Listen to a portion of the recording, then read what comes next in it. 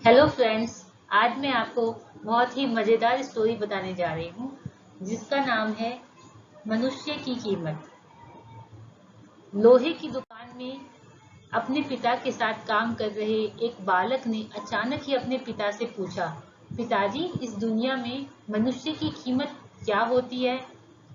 पिताजी एक छोटे से बच्चे से ऐसा गंभीर सवाल सुनकर हैरान रह गए। फिर वे बोले, बेटे, एक मनुष्य की कीमत आंकना बहुत मुश्किल है, वह तो अनमोल है। बालक, क्या सभी उतना ही कीमती और महत्वपूर्ण है? क्या सभी लोग उतने ही कीमती और महत्वपूर्ण होते हैं पापा? पिताजी बोलते हैं, हाँ बेटा। बालक कुछ समझा नहीं। उसने फिर सवाल किया, तो फिर इस दुनिया में कोई गरीब तो कोई अमीर क्यों है पिताजी? किसी की कम रिस्पेक्ट क्यों है और किसी की ज्यादा क्यों है? सवाल सुनकर पिताजी कुछ देर शांत रहे और फिर बालक से स्टोर रूम में पड़ा एक लोहे का रोड लाने को कहा।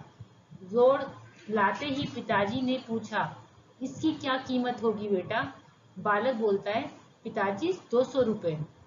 पिताजी कहते हैं, पिताजी, अगर मैं इसके बहुत से छोटे छोटे कील बना दूं तो इसकी क्या कीमत हो जाएगी? बालक कुछ देर सोचकर बोलता है, तब तो ये और महंगे बिकेंगे पापा, लगभग 1000 रुपए के बिकेंगे। पिताजी कहते हैं, अगर मैं इस लोहे से घड़ी के बहुत सारे स्प्रिंग बना दूं तो इसकी कीमत क्या होगी? बालक कुछ देर गणना करता रहा और फिर एकदम से उत्साहित होकर बोला, तब तो इसकी कीमत बहुत ज्यादा हो जाएगी पिताजी। फिर पिताजी ने समझाते हुए बोला, ठीक इसी तरह मनुष्य की कीमत इसमें नहीं है बेटे कि अभी वो क्या है, बल्कि इसमें है कि वो अपने आप को क्या बना सकता है। बालक अपने पिता की बात अब समझ चुका था।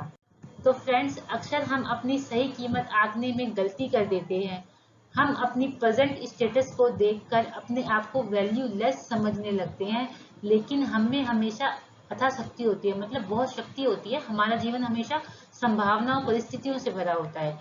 हमारे जीवन में कई स्थितियां अच्छी नहीं होती हैं, पर इससे हमारी वैल्यू कम नहीं होती है। मनुष्य के रूप में हमारा जीवन इस दुनिया में हुआ है, इसका मतलब है हम बहुत स्पेशल और इम्पोर्टेंट है। हमें हमेशा अपने आप को इम्प्रूव करते रहना चाहिए और अपनी सही कीमत प्राप्त करने की दिशा में बढ़ते रहना चाहिए। तो फ्रेंड्स, आपको ये स्टोरी कैसी लगी? अगर आपको अच्छी लगी है तो प्लीज़ कमेंट करना और लाइक शेयर सब्सक्राइब जरूर करना, ताकि मैं आगे बहुत अच्छी अच्छी स्टोरी आपके लिए ऐसी ही बना सकूं। Thank you.